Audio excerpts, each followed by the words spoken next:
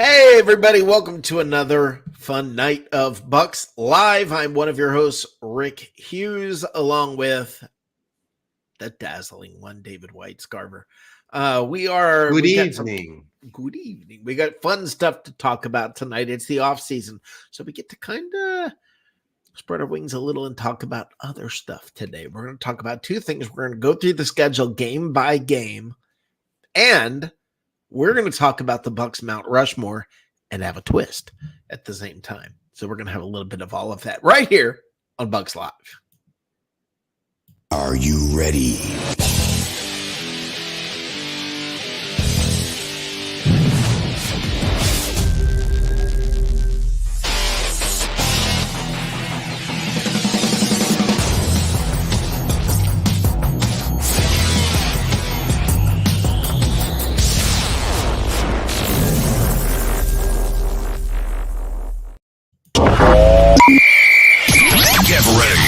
Get ready.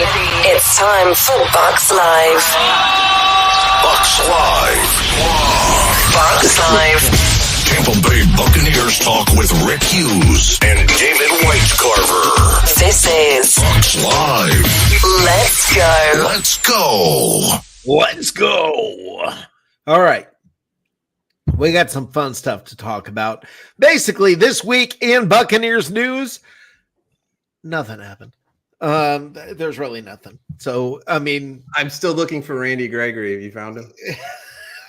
no one has seen Randy Gregory. We don't know what's up with Randy. Is he okay? We just want to know, is he okay? Is he okay? Maybe he was with Aaron Rodgers getting ayahuasca. I don't know. So, I have no idea. But we are going to talk about a couple of things. We're going to go through game by game.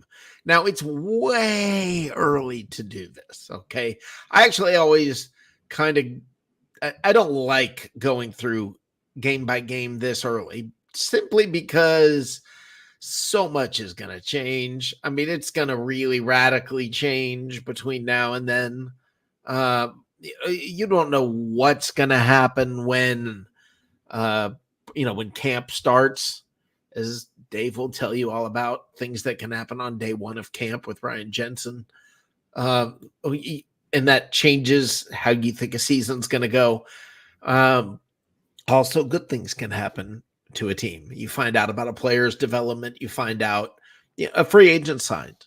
You don't know. So a very early look, game by game, at what the Buccaneers are going to do. And we're going to talk about the Buccaneers Mount Rushmore, and then we're going to add a twist that y'all want to be around for. It's kind of fun. So anyway, Dave, how you doing tonight? I'm doing swimmingly. How are you? I am doing well. I'm excited about, we're within a month. I mean, it's all coming. It's coming. I mean, it has felt like a very slow offseason. The Bucs have remained out of the headlines, which is probably a very good thing. We're not hearing really much at all. I kind of like that. I think that's a good thing. A lot of people complain and say that means we're not getting respect because we're not getting coverage. I think it's that, that the teams that are right now making headlines are like the Jets, where their quarterback's just not showing up. Or, I mean, there are a lot of different. Hey, he's got an important trip planned. He let everybody know about. Okay, there are things. So just back off. He's like over 40. You got to take a lot trips going when you on. hit 40. Yeah. The Bucs not being the news is a good thing. It really is a good thing. Let's hope they stay out of the news. And once camp gets started, let's hope it's good news. But right now, no news is good news. I'm excited to say nothing happened this week. And when things happen with your team during this part of the year, it's usually somebody getting arrested or doing something else stupid. So it was a good week. All right, Dave. Let's not waste a lot of time tonight. Maybe it'll even be a shorter show tonight. Let's get right into the schedule. Let's do this first. Then we'll get to Mount Rushmore, and then Mount Rushmore with a twist. And I'm looking forward to this. Preseason week 1, Bucs at Bengals. Who you got? All right. Preseason? I don't know. Saturday, August 10th. I have no idea what's going to happen in preseason. I don't even care. Let's talk regular season. Can you imagine people actually bet on preseason? That's just amazing. Okay. So, week number 1, September 8th, the Commanders come to Tampa. What do you think? Well, you keep track of what you think your record is, what the record's going to be, and I will do the same. Well, the much improved Washington Commanders, as one of our guests so aptly put, they're going to be better. It's still a question mark who's going to play quarterback for them. Will Daniels already be starting in week 1, the new whiz kid in town in Washington? Bucs are at home. I like the Bucs at home, and even though Washington has new shiny pieces, and will be improved, I don't think they're going to threaten the Bucs in week 1 at home. I agree. The one thing that I do hate the first 2 or 3 weeks in a season, and I've said this repeatedly, anything can happen. Anybody can beat anybody. It's not always a reflection of how things are going to go. It's teams finding their sea legs, teams figuring out, we got to fix this. Or, that's when you start to see what you've got to do, what you have to respond to, what areas you need to correct. Week 1 and 2 especially are just weird weeks. I think the Bucs win this game. It's at home. I'm counting it as a win. But it's not a gimme. I don't think there are many gimmies this whole year. But I'll go with you on this. This is also, I think this is a win. Now, at Detroit in week 2, what you got, Dave? It's the Buccaneer Revenge Tour. Ooh. I believe that the Lions played above their heads last year, and I think people are making it's a foregone conclusion that the Lions are going to be as good or as probably better than they were last year. I don't think that's going to be the case. I think the Bucs bite them early in week 2. Okay. I think the Lions are for real. I think it is what it is. The Bucs are going to want some revenge. The one thing the Bucs have going for them is nobody knows what to expect out of their offense. That's a positive. I think Liam Cohen, who everybody is giving positive reviews to so far, I think the offense will be better. I'm not calling this a win. I'm going to call this a loss. Next, we have the Broncos at home. What say you? When does Sean Payton get on the hot seat in Denver? That's my question. I think after this year, he will be. It's a disaster in Denver. I don't see the Broncos putting up much of a fight. I think the Buccaneers roll in week 3. So you've got the Bucs at 3-0. I've got them at 2-1. What do you got it with the Eagles? I think it'll be a continuation of the playoff game. The Eagles you don't recover from what the Eagles went through. It's a locker room issue. It's a coaching issue. It was a complete implosion last year, and management has this brilliant idea. Let's run it all back. It's not going to end well. And I mean, I got the Bucs winning the first 4 games. They're going to win at home against the Eagles as well, and they're going to be sitting at 4-0. The Falcons on the road.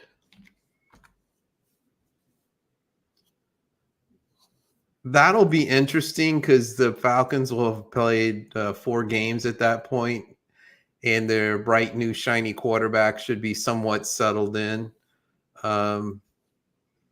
That could be tough for the Bucs.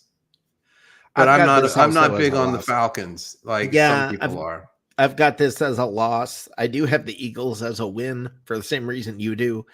It's gonna. How do you stop that? I mean, I don't know how you say, well, let's just forget that ever happened. I just don't know that you can do that. The moment you fall behind this year, you see what you've got. You've got a team that just quits, and I mean that's what you've got. So yeah, I mean I'm gonna go with you on that. So I have win loss, win loss. You have 4 wins followed by a loss, correct? That is correct, Rick. Okay.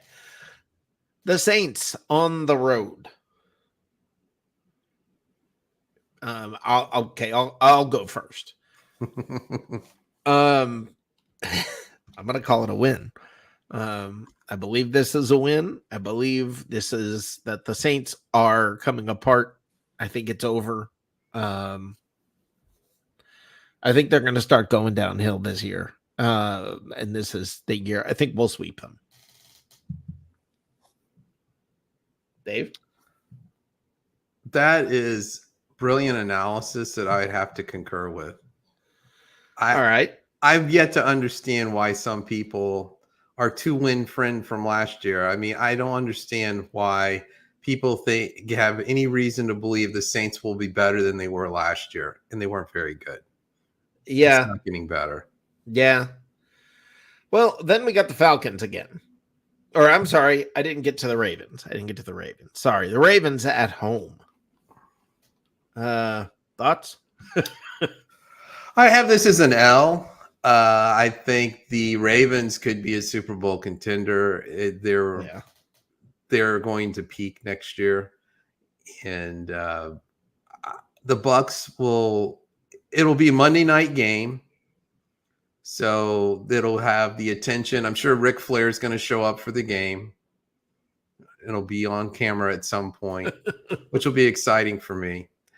But I think the Buccaneers that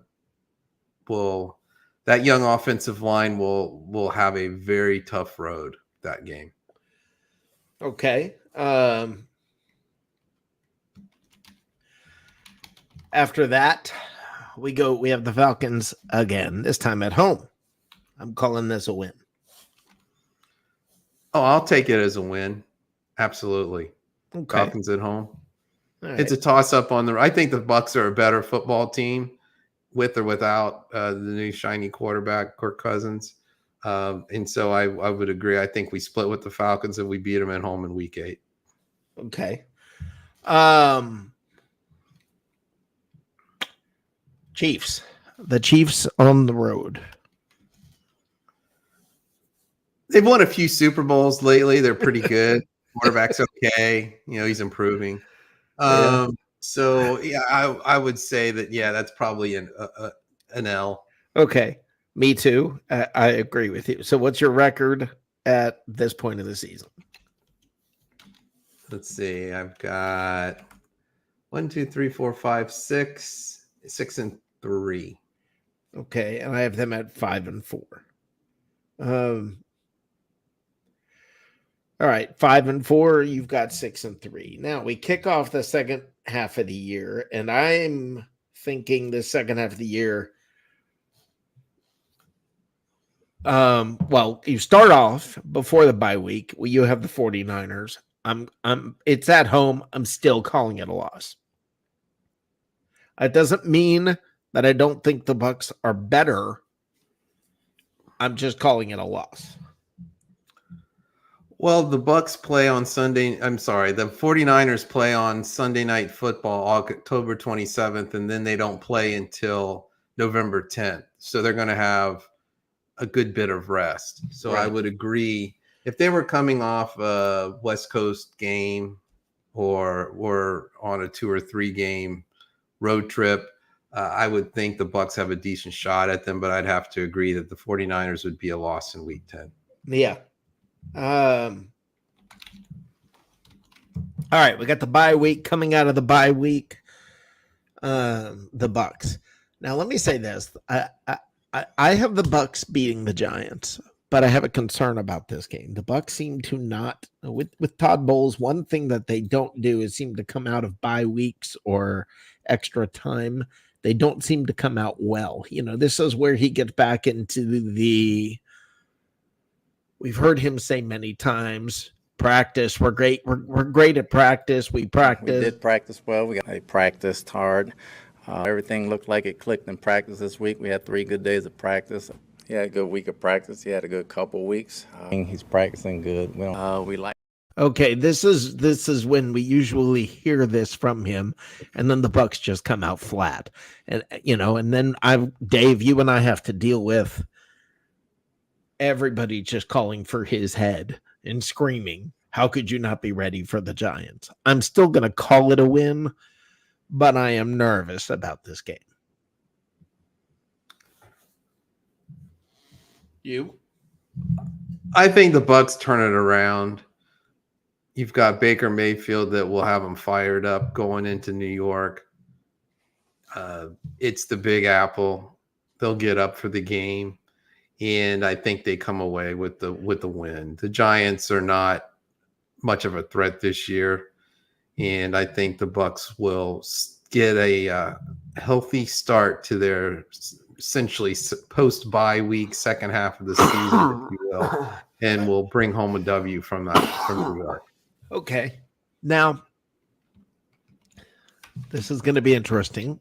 Hearing people's reactions and comments. I'm about to get myself probably completely destroyed on this. I'm going to go ahead and say this. Oh, by the way, Christopher Cole asked, what's with the start time? I'm sure that's just a typo. Sorry, Christopher. I think the Bucks lose to the Panthers in Charlotte. I don't think this is a reflection of which team is better. Listen, every year you put up a stinker. You put up a game that you lose to somebody that you shouldn't lose to. It seems to be the Buccaneers' MO that right around this time of the year, everybody is in full-blown panic mode, calling for Bowles' head. The team even went back in the Brady days. This is the part of the schedule that it seems like the Buccaneers struggle, the beginning of the second half. It just seems like people are calling for their head right about this time. But I believe that the Buccaneers are going to lose a game, drop a game to the Panthers. Not that the Panthers are better than the Buccaneers. Stop it. Stop it. Stop it. Stop it. Stop it. Stop it. Everybody stop it. Okay? I'm saying we're going to lose when we should win. Okay? Now, I will also say we'll probably win a game here or there that we should lose. That's just how it always works every year. I think this is a game. It just seems to fit the pattern of this team that they lose a game like this. All right. December 8th, the Raiders. Also sticking. I didn't get to chime in. Go ahead. Sorry. Dave Canales is in over his head. He may not make it through the end of the season. The Bucks win by double digits. Okay. I'll save that for my second time they play. But the first time, I don't know. I think he'll have his team more amped than the Bucks will have. Than the Bucks will be. Now, here is where there's a game. It seems like for the last 3 years, or last couple of years, several years, 3 years, all of a sudden the Bucks just come to life, and the end of the season run begins. Here's where you have it. It starts with the Raiders. Okay, they're playing the Raiders at home. This feels like the cure for what's been ailing the Bucks at this point. I think they've gone on a little struggle streak, but they come out at the end of this game with a new sense of, hold on, here we go. Wait a minute. We've been here before. Here it happens. And people are trying to figure out how to, all of us, everybody forgets that after they lose to the Panthers, all we hear is fire Todd Bowles, fire Todd Bowles. All we hear is that over and over and over and over. And then a week later, they destroyed the Raiders, and everybody forgets that they were the ones that were calling for his head. They're all going to say, after you lose to the Panthers, they're all going to say, there's just no excuse. You just can't lose to a team like the Panthers. And then they'll destroy the Raiders and be like, okay, they're coming around. That's how this works. That's how we've all heard so many times. Stupid Bucs fans say. And this is the time when we have to deal with it the heaviest. Is, all of a sudden, they beat the Raiders and everybody's on board and forgets that they were the ones who were saying that the Bucs are going to lose this game. What do you think, Dave? Well, the starting quarterback battle in Las Vegas is between Aiden O'Connell and Gardner Minshew. Bucs roll. Yeah, I agree with you there. Next week, December 15th, all the way over in San Diego. Any thoughts? Mr. Harbaugh should have stayed in college. It's not going to work out well for him.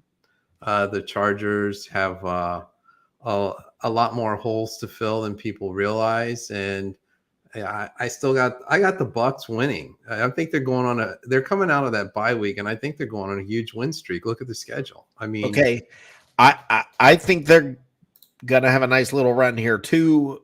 Sort of. I do think this is a game that they win, that they probably shouldn't win, but I'm sorry. I like the Chargers. Okay. I've always liked the Chargers. Having said that, they always find a way to, I don't know, buck things up. I mean, they do.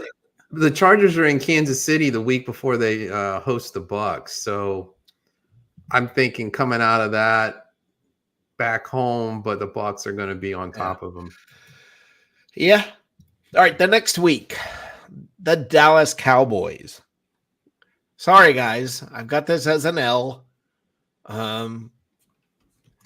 It's in Dallas. I know we want to say Tampa beats Dallas. We all hate Dallas. I hate Dallas. You hate Dallas. We all hate Dallas. Having said that, Dallas wins in the regular season. They lose in the postseason, but they win in the regular season. So you're going to hit them at their peak. I think, yeah, that's true. That's kind of true. This is Dallas's last good game of the year. And, I mean, that's kind of how I see him. You have any thoughts? I would actually agree with you on this. Okay. How do the Cowboys keep running it back like they do and going nowhere? I mean, same thing here. It's like they're having a great regular season, and you just know Dak Prescott's going to turn into a turnover machine when it really matters. Yep. It's very predictable. Yep. All right. Final two games. At home, the Panthers. Let me be clear. This game is not going to be close. This game is going to be a bludgeoning. This will be the Bucs' biggest win of the year. They will win by more in this game than any other game this year, and perhaps the last few years. This is going to get ugly. This is going to be the Panthers coming unwound, the Buccaneers, as Dave called it, revenge tour. This is the Buccaneers taking it out on what happened a few weeks earlier when they just showed up flat and unprepared to play the team. They're going to take it out on them. They're going to beat them soundly. It's going to be ugly. Dave. Yes, you're right. Okay. And the final. I have a curious question for you. Yes, sir. There, Mr. Charlotte, living Yes, up sir. in the beautiful city in North Carolina. Please don't call me Mr. Charlotte. Fair enough. I live here. It's not a bad town. Have That's you about come all I know. across a Panther fan in the last week? No, I was just curious. no. I work in a place where dozens and dozens and dozens and dozens of people come through, and I've not seen a Panther logo. So that was the case when I first moved here. There was a brief spurt when everybody thought, oh, Panthers are looking good, and that lasted like 2 weeks. And then it was just a disaster. Final week of the year. You guys, I think it's going to come down to this week to win the division. And I think the Bucs win and win handily. I think they look like they're starting to really hit a stride as they hit the playoffs. And, the schedule maker did the Buccaneers a massive favor by making those last 2 games at home. The Buccaneers schedule maker was a friend of the Bucs this year, and those last 2 games, I think, close out the season. And I think the Bucs go because of the last 2 games. I think it's going to come down to the final week of the season, though. Maybe the week before they can win it, but I think it's going down to the final week of the season. Dave? Do you think what's the chances of the Bucs resting their starters in that final week? Oh, well, that's interesting because Todd Bowles doesn't seem to like to do that. I would agree with that. I think it throws your rhythm off. Yeah, I at least think give them the first half of the game. I would agree. What I wish they would do is let them play, and you can't do this. I understand you can't, but in a perfect world, I would love to have them play the first half of the game and then get off the field, go to the locker room, and be gone. Now, you can't do that because you might need them back on the field because of injury or whatever, but that would be the ideal situation, would be just get them out of there. Don't have them sitting around watching games and, it being a whole different vibe, and you get out of the groove and all that. But if they're at the point where it's already locked up, I think Bowles will have them play just a little bit, but not a lot. That's my guess. So, final record that I have them is 10-7. Dave, what do you have? I have them at 12-5. That's, man, I hope you're right. I do. Several things are playing in the Bucs' favor this year. Number one, Atlanta has a shiny new quarterback, new head coach, et cetera, et cetera. So to think that you're just going to plug and play and everything's going to be a well-oiled machine, it's not going to be. And then the schedule favors the Bucs, that as Atlanta would stumble out of the starting blocks, so to speak, the Bucs have a favorable schedule in the second half. So I think the Bucs win the division going away. Wow, I don't think it ever works that easily for the Bucs. I think if you're expecting them to win it that early,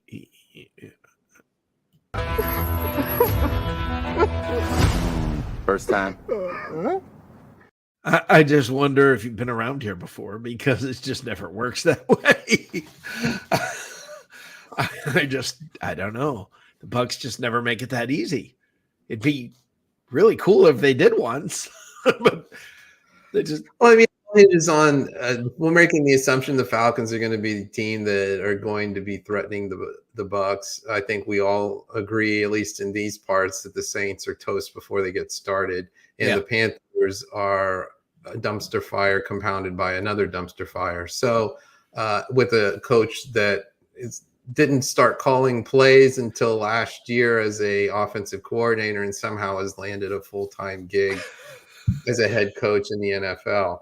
I don't think that bodes well. Before we even talk about the dysfunction of the Panther franchise that we've grown to know, love, and make fun of. So I just think the Bucs might be resting their starters in Week 18. Let me say, it's a golden era for me to live here in Charlotte as a Buccaneers fan. Yet nobody says a word. Nobody, no Panther fans talking trash. Nobody's out there going, yeah, just watch us this year. I mean, when the fans aren't even saying, just watch, we'll surprise you. It reminds me, Dave, of us back in Shenandoah Elementary School in Orlando when before the year started, we were saying, wait till next year. So I literally remember that happening. Yep. Before the season even started. Yep. We just knew it was another train wreck. It was going to be brutal. All right. So that's what we have going through week by week.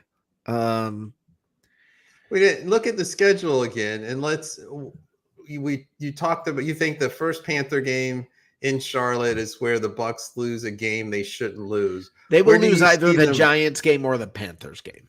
Okay. Now let's look at as far as where you wouldn't expect them to win. Where do you see that perhaps happening? I think in in LA with the Chargers. I think you might not expect them to win that game. Oh, but I do. Well, you're pretty optimistic this year, and that's great. But that, look, and they're gonna win games you think they won't, and they're gonna lose games you think they will. I mean, I could see them. The Eagles are I think I know what to expect out of the Eagles, but I'm not positive. I think they're going to be a disappointment. I'm not sure. Yeah, there are going to be games though that the Bucs are favored and they're going to lose, and there are going to be games where they're not favored and they're going to win, and that's how it goes every year.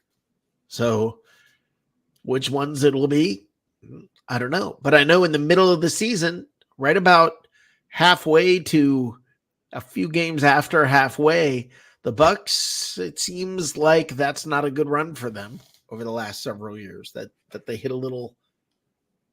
a tough time right around that bye week, where they have the bye week this year. So, Well, if the 49ers have injury woes like they normally do, then that game at home in week 10, I wouldn't be surprised if the Bucs won that one.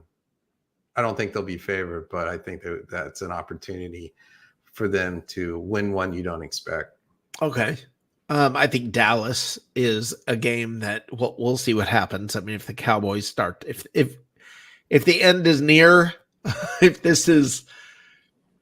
we're going to know this year whether this is it or not, for this Cowboys iteration. If they don't do well, they're going to have to just kind of blow the whole thing up and start over. This is not the kind of thing where Jerry Jones is going to sit there and say, all right, let's hang in there. I think Jerry Jones probably feels like he's getting to the end of his chance, and he's hanging on as long as he can to what little hope there is. All right, let's get to Mount Rushmore. Now, Ryan Jensen. Mount Rushmore is when I think my version, and I'm going to have you explain what you think Mount Rushmore is to you, Dave. My view of a Buccaneers Mount Rushmore is players, people in the organization that you cannot tell the story of the Tampa Bay Buccaneers without mentioning these players. You cannot. They are greats that are sort of almost untarnished. That just at a different level, there's something special and something different about them. And I'm going to take a couple of minutes. I'm going to go through my entire Mount Rushmore. I'm going to paint the picture for you, and then Dave, you can do the same. My Mount Rushmore for the Buccaneers starts with their very first draft pick. It's Leroy Selman. I cannot fathom telling the story of this franchise without talking about Leroy Selman.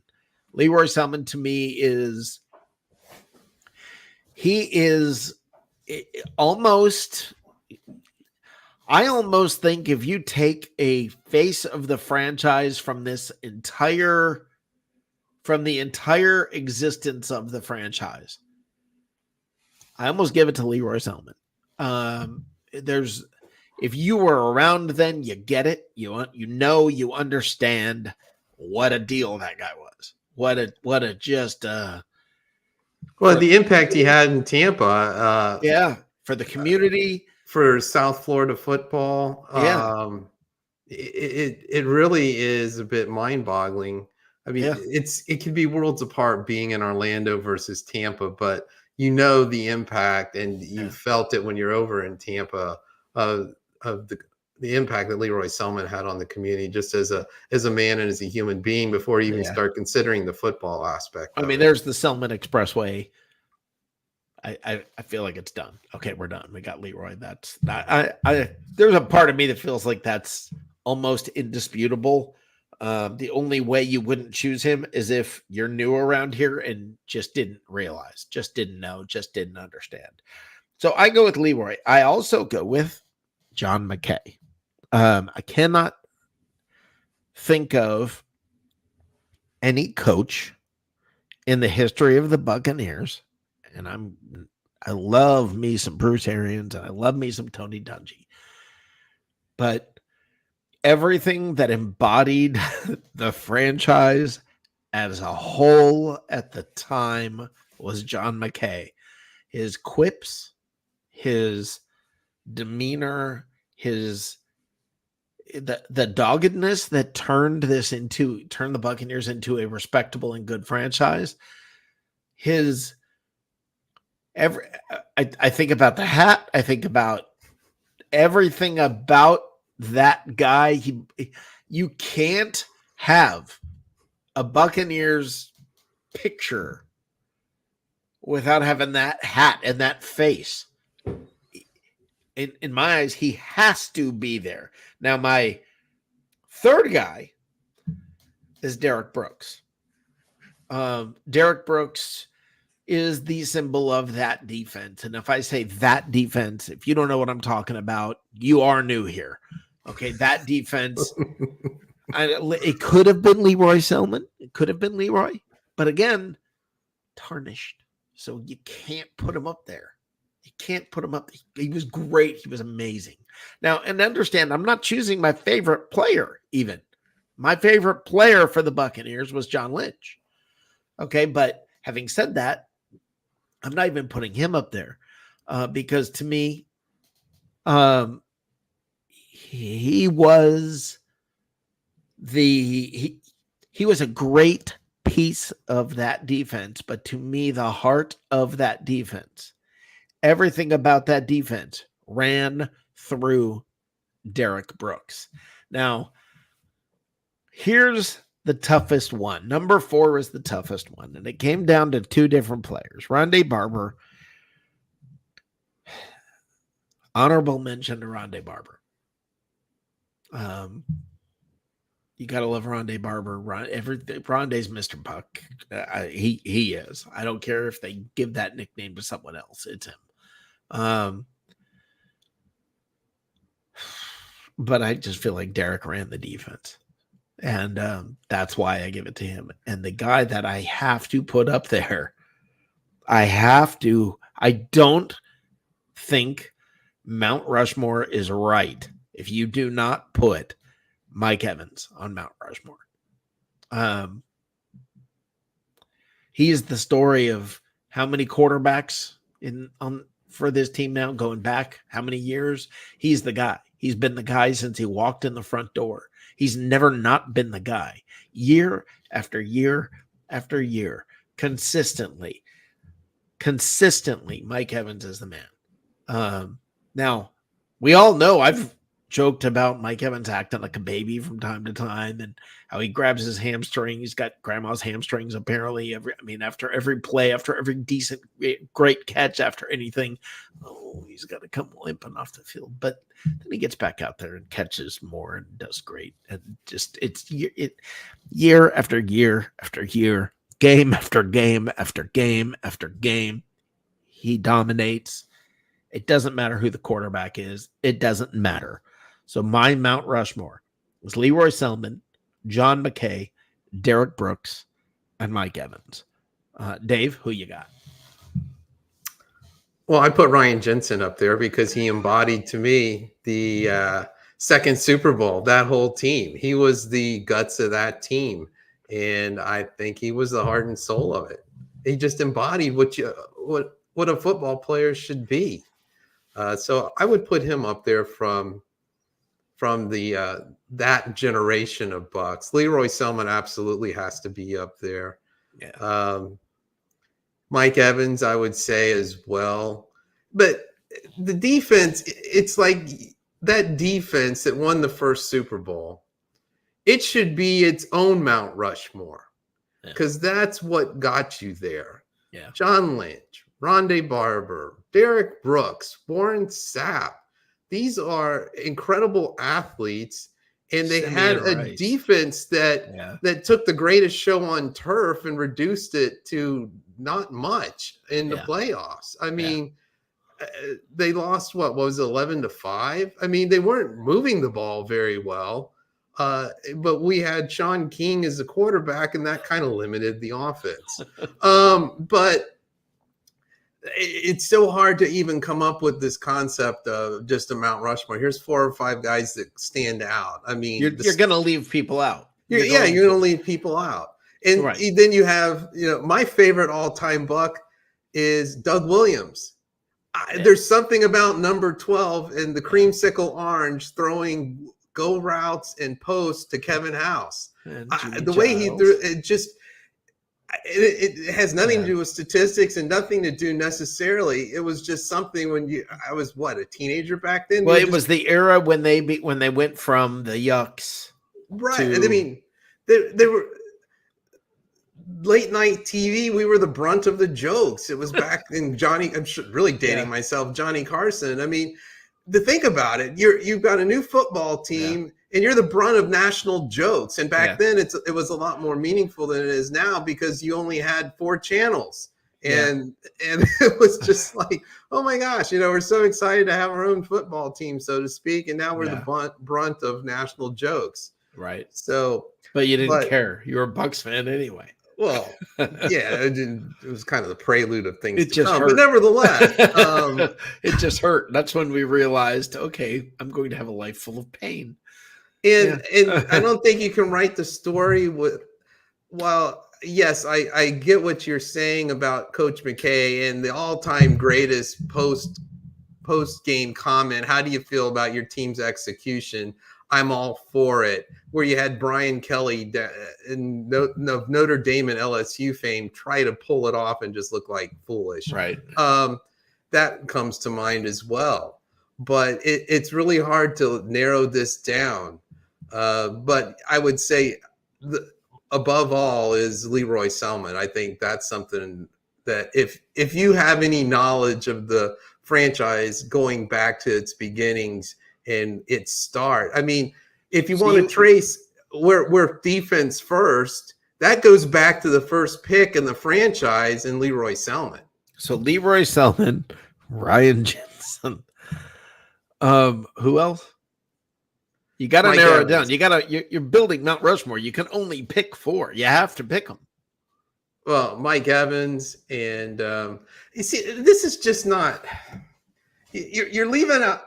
I mean, to me, no. Well, listen, man. When they built around Mount Rushmore, they left people out. I get it. Okay, so I mean, all right. There were still other great Americans, and I'd say Derek Brooks. I almost though. If I have to pick a coach, I almost go with Tony Dungy because I don't think you win any Super Bowls if Tony Dungy is not the coach of the Tampa Bay Buccaneers. Well, same with Sam Weish. I mean, he's the guy who really drafted those guys. Very true. I mean, there's very true. And Sam does not get the credit that he deserves for Agreed, building the franchise. 100%. 100%. I agree with you. Now the twist. I love this part of this. I really love this part of this. We are going to talk about the backside of Mount Rushmore. Okay. We're going to talk about the backside of the Buccaneers Mount Rushmore. The worst. The most horrible. The absolute backside. You need a whole mountain range. Yeah. Okay, so I'll do the same thing. I'll start off. I'll give you mine, and I'll give you my 4. And it was, I will be honest with you. There are 3 of them that came easy. There are 3 that came easy. That to me, when you tell the story of the Buccaneers, there are 3 that are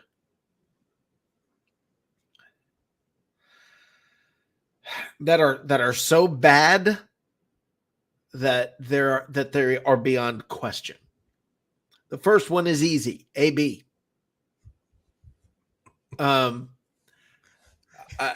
He's number 1 on a lot of multiple absolutely. It's self-explanatory. If I need to tell you why, you're not paying attention.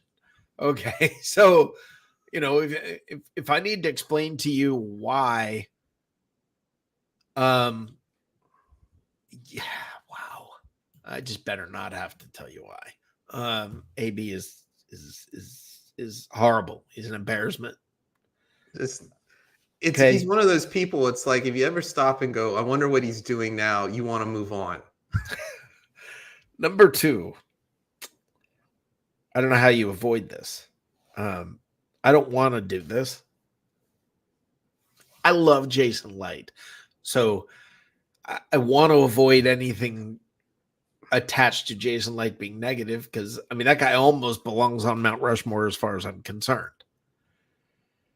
But Roberto Aguayo, there's just not a way around.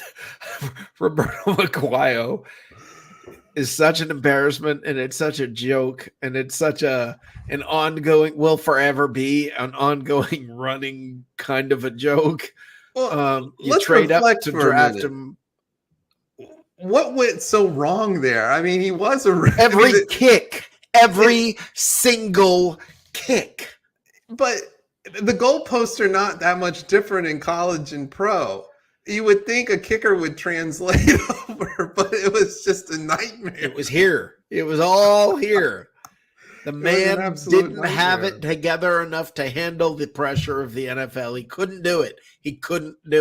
He was the greatest kicker in the history of college football, and probably close to the worst in the history of pro football.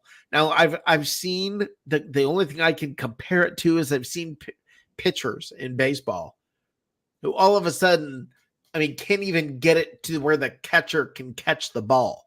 I mean, they lose it so badly, the ball is missing the catcher by, it's way over here. I mean, Roberto Aguayo, one of my least favorite moments I've ever seen was the scene of him getting cut on whatever the show is. I can't think of the name of the show. HBO, Hard Knocks. It just, oh my God, that was brutal. I mean, they gave him every chance. And at some point you just have to go, this is not the profession for you. Yeah, this is certainly not the place. We hope you'll catch on somewhere else, but we can't keep doing this. And I mean, oh my gosh, he was awful. So yeah, AB and Roberto Aguayo, I think you have to put on there. Now, there's another story. There's another guy that I think you have to put there who actually flashed as though he could be good. But the meltdown is so epic. The problems are so epic.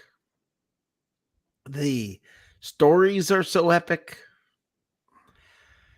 I don't know how you keep Josh Freeman off of this, off the backside of Buccaneers Mount Rushmore. This is personal. I remember going to the draft, and all I heard on the way to the draft, where we were going to watch the draft at, was anybody but Josh Freeman. Anybody but Josh Freeman. It just. But it's not personal. It's not, because I hoped he would do well. And once he got there, I hoped he would do well. And it was so bad. Listen, it's not. He played okay at the beginning. He was not bad. But when you have so many, we'll call them off the field issues, whether it's, we'll just say what the substance of the problem was, we're not sure. Okay. It definitely or was substances, but or plural. Right. But he couldn't show up for the team photo. Okay, when you took the team photo for the year, important to him. Very important to him. When you took the team photo for the year, he didn't make it. Okay, I mean, hungover, having problems, couldn't get himself there. Listen, I feel bad. Substance abuse problems are nothing to make fun of. Okay. And in dead serious, I will say this to you. I've lost family members because of substance abuse issues. We had a former Buccaneer come on one night and talk about his program that he has regarding substance abuse issues, because that's a big, that's very important. But having said that, holy crap, you're the starting quarterback of this franchise. They're building the franchise around you, and you can't even make the team picture. I mean, when the wheels came off the wagon, he was going 100 miles an hour. Okay. It just was a disaster, and it happened fast, and it was epic and embarrassing and horrible. Now, the last person that I have debated on this, Greg Schiano, he would be an easy person to put on this. Ray Perkins, if you were around back in those days. That's who I was thinking. Ray Perkins. And I've debated and I debated. But I came up with one that I just don't think you can leave out when it comes to the most embarrassing, most horrible, most just awful. There's just, if you're going to tell the Buccaneers story, and you got to tell the bad parts too, Hugh Culverhouse has got to be the lead. He's number one. Yeah. He's absolutely number one. He's responsible for, he is, as a singular human being, most responsible for 12 straight years or 10 or more losses. He's just a horrible man. He was a horrible, horrible man. They say don't speak ill of the dead. I'm calling him horrible, and I'm actually not speaking ill of him, because his wife sure did. It was so much worse that his wife said her only regret to him dying was that she couldn't dig him up and kill him again. Okay. That's this man was a bad, horrible human being. He cheated on his wife. He was cheap and didn't build a franchise. Wasn't willing to pay Doug Williams because he was a black quarterback. There's nothing about this man that is good. Let's put it this way. If you have to pinpoint a day in the history of the Tampa Bay Buccaneers, that is the day that is responsible for the Bucs winning 2 Super Bowls, it's the day Hugh Culverhouse died, so there could be new owners. Okay. It's horrible to say that one of the bright spots in the history of this franchise was the day that evil man died. But you have, if you're going to tell the story of the Tampa Bay Buccaneers, you have to make Hugh Culverhouse front and center. Yeah. Yeah, and we're not and he proud wasn't of it, even but supposed you to have be to. the owner. He wasn't even supposed to be the owner. Mike McCloskey was supposed to be the owner, this tire guy who can come up with a few $1 million for the franchise. So they gave it to this lawyer. Ugh. And the rest is history. Thankfully, he is too. Yeah. Ugh. Yeah. Is there anybody I missed, Dave? To me, when I think of horrific Bucs events on the field, there's one that immediately comes to mind. It was that, and they kept showing it over and over again in various NFL films, was when the ball is snapped. I know. Neil O'Donnell was the kicker. Oh, I'm sorry, Neil O'Donoghue was the kicker. The ball squirts all over the place. It's rolling out of bounds, and he tries to kick it and whips. Yeah. That was well, Garo Yepremian throwing it as well, trying to throw that was in a ball. Super Bowl. Yeah. But Neil O'Donoghue trying to kick the ball as it's rolling out of downs and whiffing on it. That just was that's just classic early Buck right there. Yeah, I can't argue with that. And I can't remember his name right now from I don't blame this guy. I can't blame him. But the guy that the Buccaneers messed up and traded away draft picks for, I can't remember, from Bethune-Cookman. Booker Reese. Yeah, Booker Reese. Wasn't his fault, but you're right. You can't blame him, so I don't put him up there. But well, along those lines, to me, what stands out too, if you're putting if this is the yuck version of Mount Rushmore, is you got to put Bo Jackson up there. Not for Bo. I don't blame Bo one bit, but he was by far the number one pick. The Bucs had the number one pick. You can't. He said, I will not play for the Tampa Bay Buccaneers. Don't bother picking Was that the general manager you blame? I mean, I blame Hugh Culverhouse because I do too, just because why not? I mean, the franchise was so poorly run that you had a Bo Jackson the opportunity to secure him, and he wouldn't even for a fraction of an instant consider playing for your franchise because of the owner. It was like, don't pick me, Bucs. I'm not coming. I won't play for you. So they picked him number one, and he said, forget it. And they called his bluff, and then they found out, oh, that wasn't a bluff. Right. And then he went and played baseball and got drafted in the next draft and played for the Raiders. So But that's just a moment in Buck. If you're looking at horrific moments in Buck history, that's got to be up there because the number one pick tells you I'll never play for you, and I mean it. And then you draft him and he snubs you. What did you think was going to happen? Now, I got an interesting question, and then we'll call it a night. Okay. But just for a moment, I want you to think of iconic an instant. Okay. Something that will always be burned into the screen of Buccaneers fans. Okay. Maybe it's AB,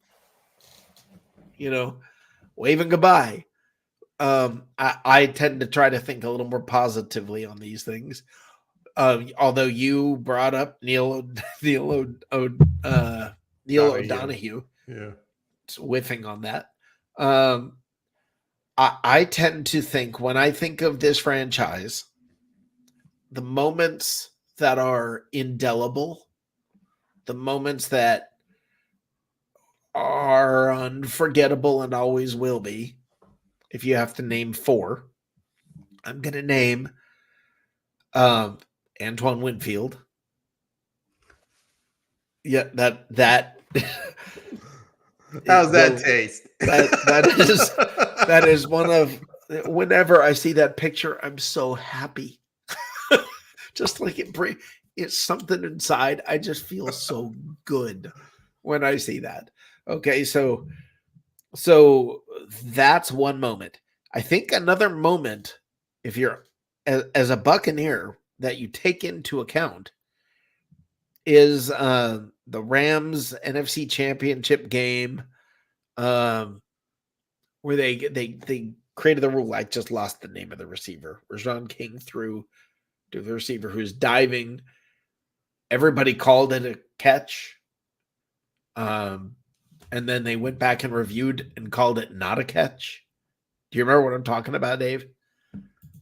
I'm gonna have to say no. The something rule. I can't think of his name. The wide receiver for the Bucs. What's a catch? And determining what a catch. I'm remembering the game, but I don't remember that play. What? Hold on. NFC Championship game. Hold on. I can tell you about the first thing when you said in an instant, the first thing that came to my mind was what's that? And now I'm really dating myself. I'm going back to when newspapers were a big deal, where I saw the newspaper, open it up. I think it was like the front page. It wasn't even the sports section. And it had Jimmy Giles's catch for the Bucs' first playoff win in Tampa. And that just struck me. It's like, wow, we've gone from 0-26 to winning a playoff game. And the feeling I had when I saw that newspaper and saw that picture of Jimmy Giles, I was like, yeah. All right, I'm going to try and bring this up here. I'm going to see if this will work. Let me see if I can do this. Let's see here. Hopefully this will work. Whoops, hold on. And this play is, to me, in the history of the Buccaneers, this is just awful.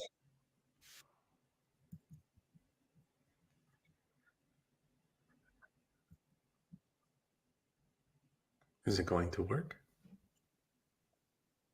Perfect in 9 games, but Kurt Warner's first pass ticked and picked off by Steve White. What's such a big game against Washington last week? Steve White has had a tremendous season and made some big plays for this ball club. Great awareness to tip the ball to himself and get it for the Bucs. So the Rams' next drive, 3rd and goal. Warner and Marshall Faulk fumble the exchange, settles for a field goal. Tampa on the first drive converted that to a field goal.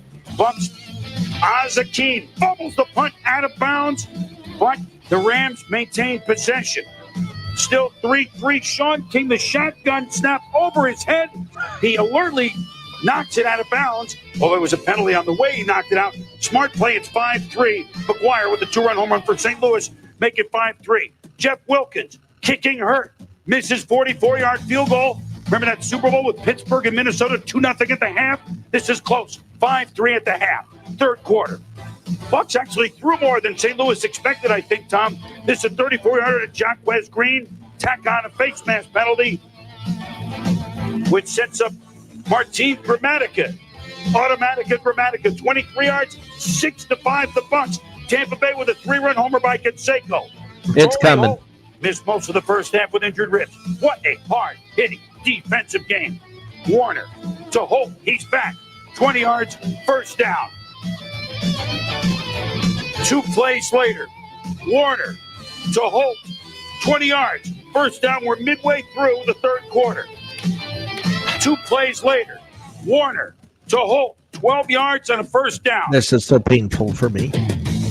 This whole game. He avoids the blitz here, and he finds Ricky Prohl shampoo for 15 yards and a first down. I mean, the Bucs offense wasn't ready for prime time. The defense. But Warner picked up by Hardy Har Nickerson. The Bucs defense continuing to keep the Rams out of the end zone. 4th quarter. Boy, did they do a job on Marshall Faulk today, Tom. Well, they did a great job because they have the quickness to match up, and they were determined to give help whenever possible from the defensive backs on Marshall Faulk. Better matchup for the Bucs. 2 plays later, Warner is going to be picked off by Brian Kelly. One of 3 interceptions by the Bucs defense on the day. And the Bucs, can they nurse a 6-5 lead all the way to the Super Bowl? Warner, not to Isaac Bruce, not to Holt, not to Azakin, but it's Ricky Prohl. Touchdown, Rams have the lead. It is a great catch by Ricky Prohl over the shoulder. You see him what you're about to see get the change football the and NFL. both feet inbound. That's a great grab. The moment you're about to see they go change for 2, the they don't NFL. make it, so it's 11-6. Bucs, under a minute to go, 2nd and 23. King to Bert Emanuel, 12 yards. I would say over the year that Tony Dungy and company have not gotten, just by luck of the draw or whatever, the calls to go their way on Jallet Tommy. Ooh, they review it and say no catch. it changes the complexion because it's 2-down territory, obviously. They So instead called of it 3rd no and 10, catch it's because 3rd and the ball 23. moved And oh, by the in way, the his Rams can play hands. some defense. Because the ball moved in his hands. The Burt Emanuel rule is what that went on to be called. The way it was called live was phenomenal. I mean, the announcers, everybody just was like, what are you talking about? I'm going to play one more thing. All right, hold on. Yep. Now that's a catch. Burt Emanuel has been uttering that phrase for a long time. Ever since the 1999 NFC Championship game in St. Louis. It was pegged the greatest show on turf versus the greatest defense in the universe. Very first play from scrimmage, and you know what the Rams want to do. Play action by Warner. Dumps the ball, picked up, intercepted to the 20-yard line.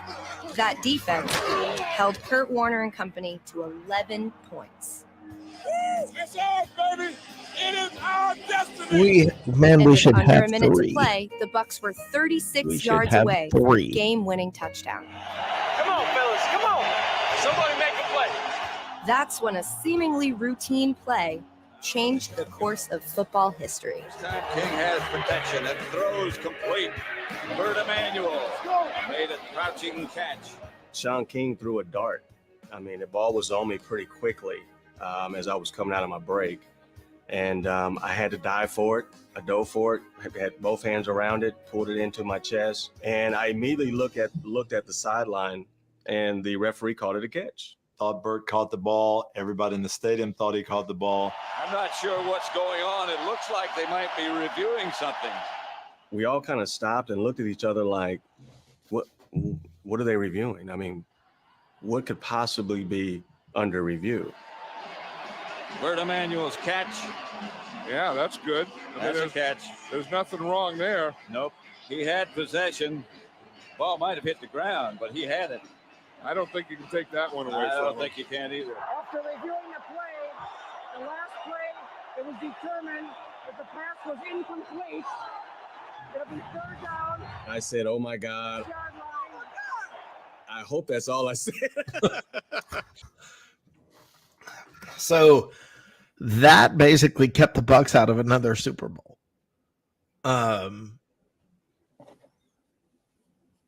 That play will forever be in my brain. So when it comes to plays as a Buccaneer, the things, the plays etched in my brain forever, the moments etched in my brain forever. You have Antoine Winfield. You have Burt Emanuel, which just I want to vomit every time I think about that play. There's the NFC Championship game with under a minute left. I think you can't leave out Rondé Barber and his catch running down the field against the Eagles in their first NFC Championship game that they won. That moment, I think, will always be etched in my brain.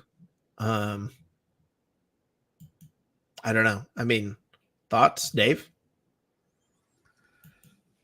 I guess I blocked that out, that Burt Emanuel thing out. I just remember from that game that the defense was Super Bowl quality without any question whatsoever. And they took that loss and then they improved the offense after that. So not right away. Well, it was still a few years. It was still a few, but you were headed. The offense was hindering them. The amazing thing is that's going back to 1999. The Rams were called the greatest show on turf for a reason. They were with Marshall Faulk, receivers, Kurt Warner. They were unstoppable except when they played the Bucs. Well, maybe not. You just needed an average offensive effort to beat them when you had that kind of defense, but the Bucs didn't have it. Yeah. Yeah. So I thought that was before. They weren't a complete team at that point. No. No, they were not under Dungy. They were never a complete team under Dungy. Much like when Tom Brady came in and brought the final pieces with him, Gruden coming to town brought the final pieces with him. Giving up those draft picks and all of that money, etc., you would have thought that the Buccaneers franchise overpaid and it was in trouble. And I remember the talk about, oh man, they overpaid for Gruden. And after year one, they were like, yeah, never mind. I mean, I will never forget. I was sitting in there's a camera place in Atlanta called KEH.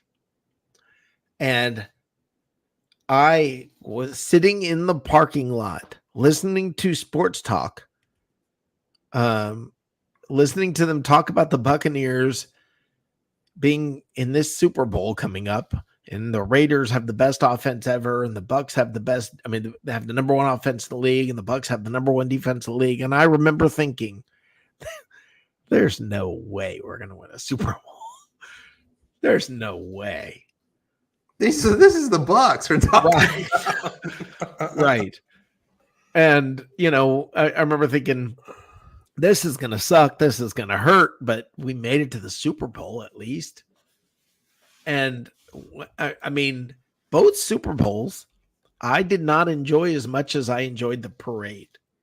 And that's weird, but it's a fact because I sat there during both Super Bowls wondering, when is the disaster about to happen? What's about to happen? There's 2 minutes left. We're up by 30. Uh-oh.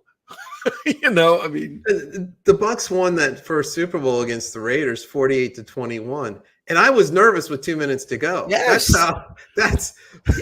I was nervous against Kansas City. The same thing. I was just like, something. That's Buck traumatic stress disorder right there. It's like you can't even enjoy a blowout Super Bowl because you're expecting your team to blow it somehow. Yeah. And it's fun to go back and watch those Super Bowls. And I encourage everybody to do it. I believe you can find them online for free. Go back and watch those Super Bowls. I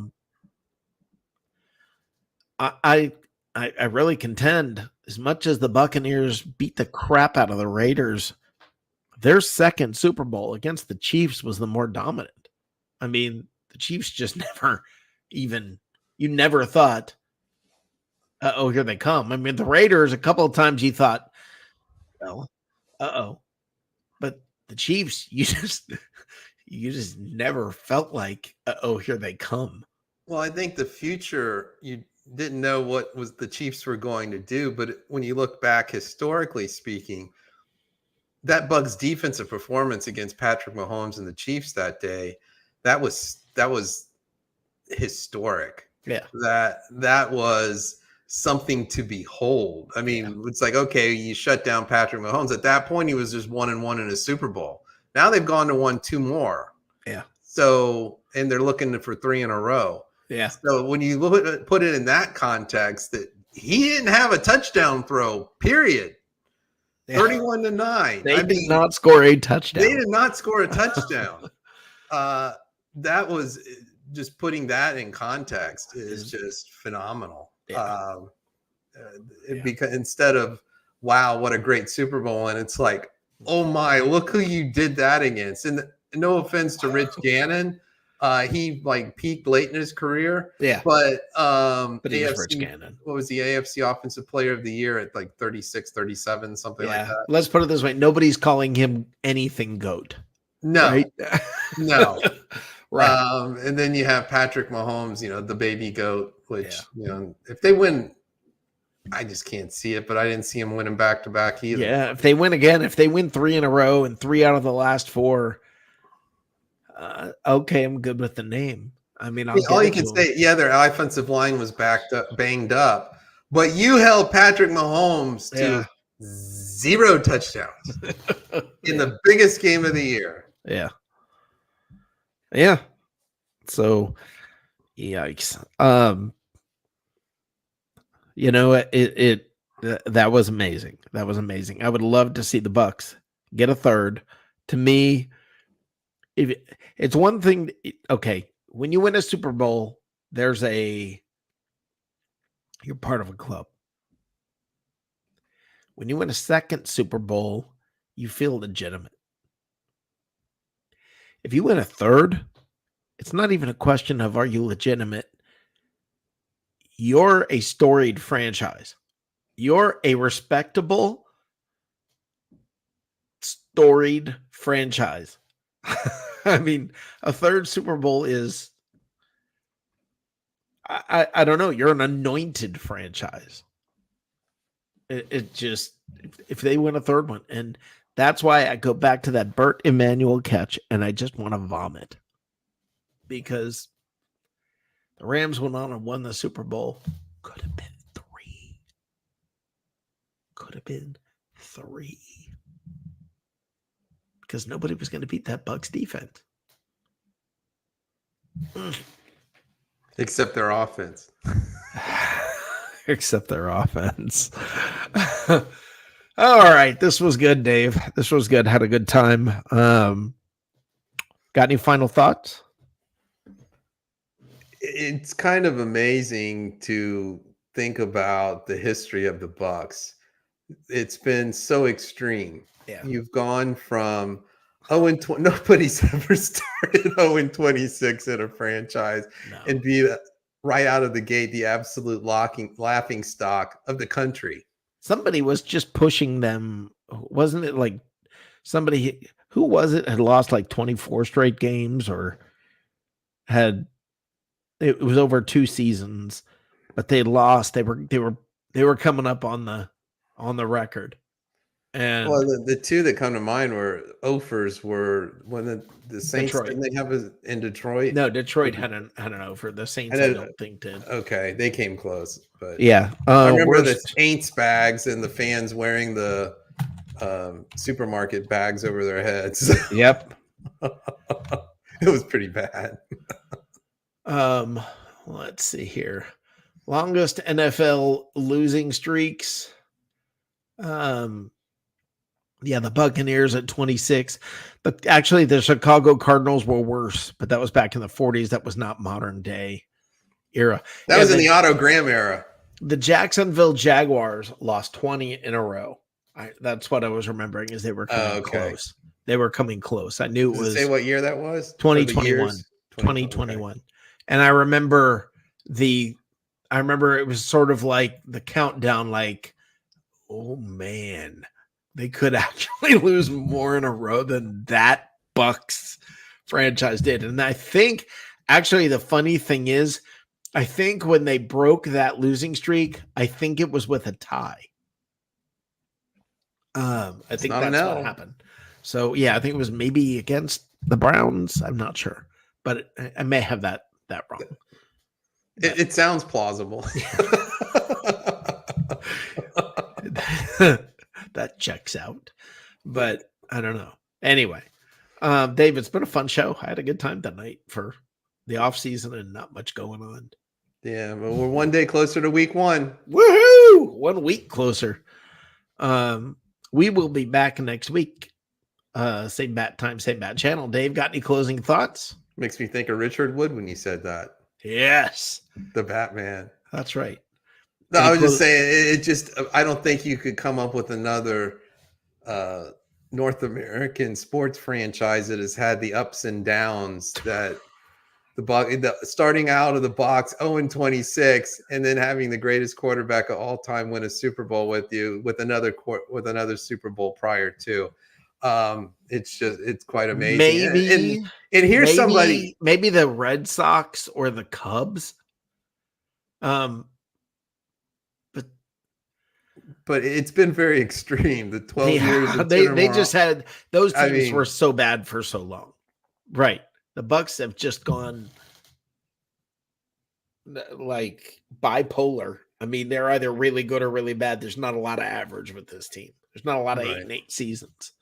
And here's something we didn't, and I actually feel a little bad about this. We never, when in discussing Mount Rushmore, we never discussed any of the Glazers. They've been great owners. They have been great owners. It's because we don't think of them. That's what an owner should be.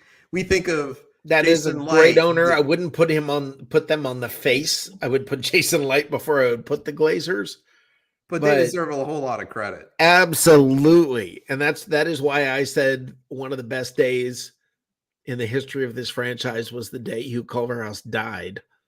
But you weren't guaranteed a good owner, and they got one. The Bucs got a very good ownership. Yeah, absolutely. And they are perfect owners are ones that you don't think about because they do what ownership should do, and they let their football people or whatever sport it may be do their jobs. You know, the only time I hear anything about Joel or Brian Glazer or anything is like somebody is going to the game, they're walking up, and one of the Glazers approaches them and gives them lower bowl seats.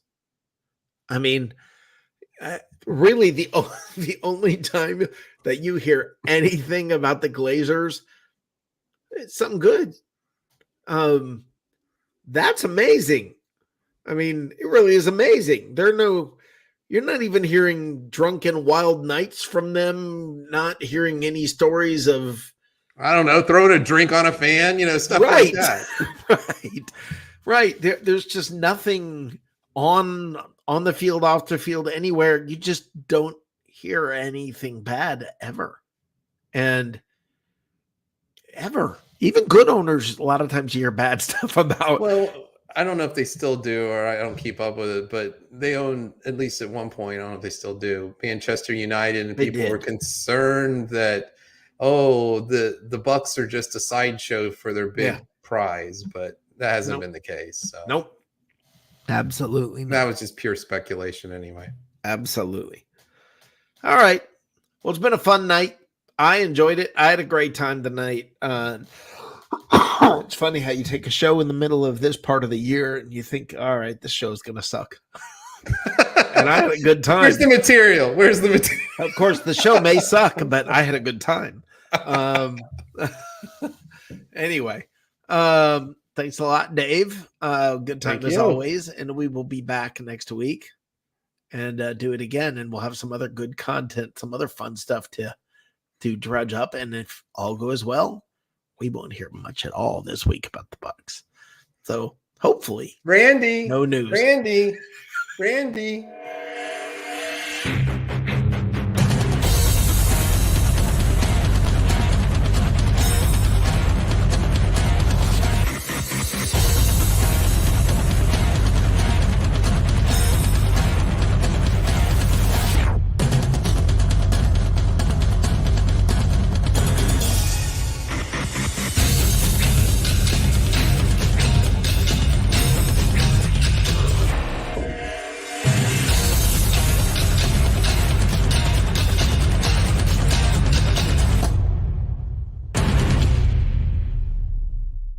We suck today. I suck today. We suck today.